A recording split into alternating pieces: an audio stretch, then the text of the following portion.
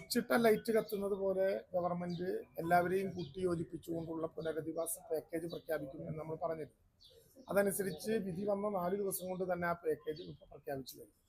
ഇനി അതിൻ്റെ ഇംപ്ലിമെന്റേഷൻ പാർട്ടാണ്. ആ പ്രവർത്തനങ്ങൾക്ക് വേഗത വർദ്ധിപ്പിക്കുക എന്നുള്ളതാണ് നമ്മുടെ ഏറ്റവും പ്രധാനപ്പെട്ട കാര്യം. ഇന്നലെ അടിസ്ഥാനപരമായിട്ടുള്ള അതിൻ്റെ മാർഗങ്ങൾ നമ്മൾ കണ്ടിട്ടുണ്ട്, അതിൻ്റെ ഫ്രെയിം വർക്കായിട്ട്.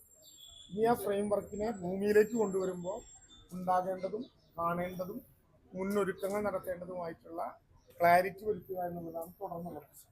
അതുമായി ബന്ധപ്പെട്ട പ്രാഥമിക യോഗമാണ് ഇപ്പോൾ നടത്തുന്നത്. റവന്യൂ ദുരന്ത നിവാരണ ഉദ്യോഗസ്ഥന്മാരും ചുമതലപ്പെടുത്തിയതനുസരിച്ച് കിഫ്കോണിൻ്റെയും ULCCയുടെയും പ്രതിനിധികളും ഒക്കെ ഇവിടെ ഉണ്ട്. ആരൊക്കെയായിട്ടാണോ അക്കാര്യത്തിൽ ആശയവിനിമയം നടത്തേണ്ടത് ഓരോന്നോരോന്ന് തിരിച്ച് അക്കാര്യത്തിൽ ആശയവിനിമയം നടത്തും. വൈകുന്നേരം മാധ്യമങ്ങളോട് ഇത് സംബന്ധിച്ച് നടത്തേണ്ട ക്ലാരിറ്റിയും സ്വാഭാവികമായിട്ടും വയനാട്ടിലെ മാധ്യമങ്ങളെ കാണേണ്ടത് വളരെ അനിവാര്യമാണ് എന്ന് ഞങ്ങൾക്ക്